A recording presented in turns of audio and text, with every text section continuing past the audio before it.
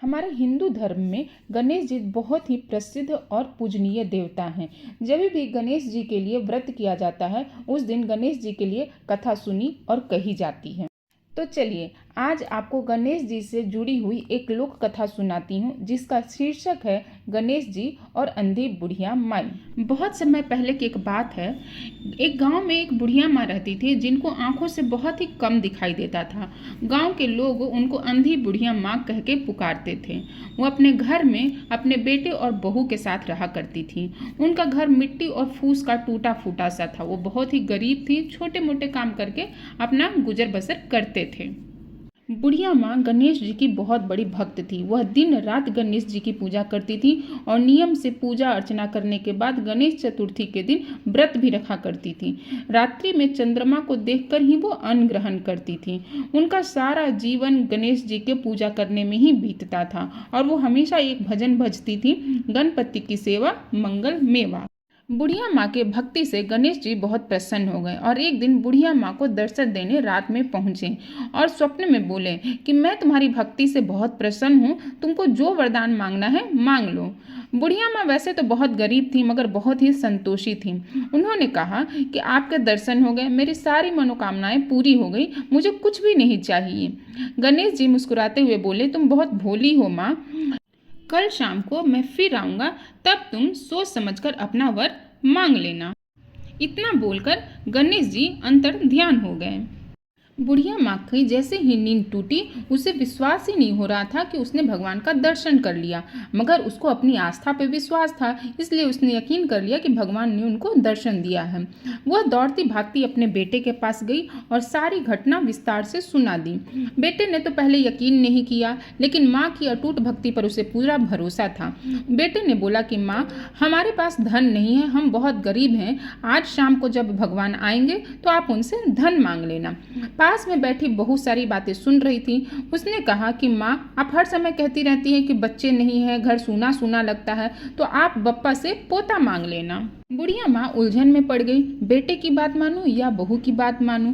खैर, बुढ़िया माँ को आदत थी दोपहर का खाना खाने के बाद वो पड़ोस में अपनी सहेली से बतियाने जाया करती थी। उस दिन भी वो गई और रात की सारी कहानी उसको सुनाई। तब सहेली ने पहले तो विश्वास नहीं किया, फिर लेकिन कहा कि तुम धन दौलत क्यों मांगती हो, पोता पोती क्यों मांगती हो, तुम अपने लिए आंखें मांग लो, ताकि जो थोड़ा सा जीवन बचा है वो आराम से कट जाए और तुम्हें किसी पर निर्भर न होना पड़े।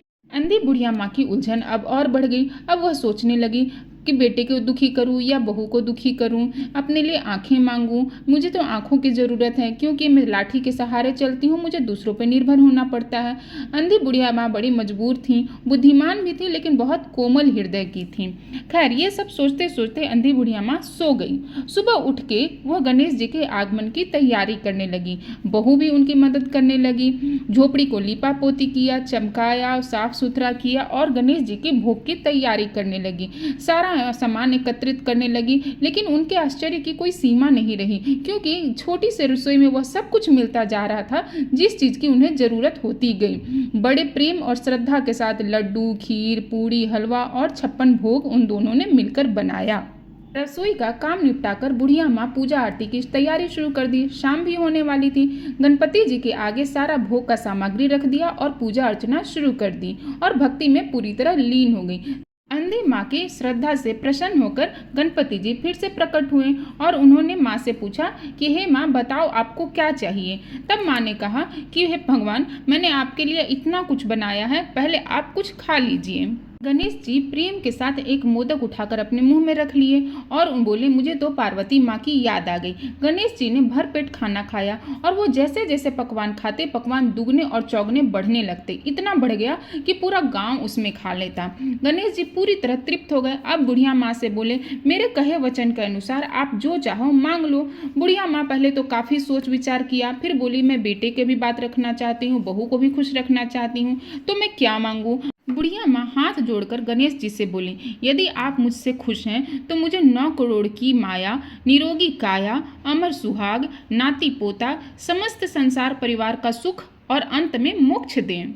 गणेश जी ने बुढ़िया माँ से कहा, माँ मैं आपकी समझदारी से बहुत प्रसन्न हूँ, आपने जो कुछ मांगा है आपको सब कुछ मिलेगा। यह बोलकर वह अंतर ध्यान हो गए। सारे गांव में बुढ़िया माँ ने पकवान को प्रसाद की तरह बांटा।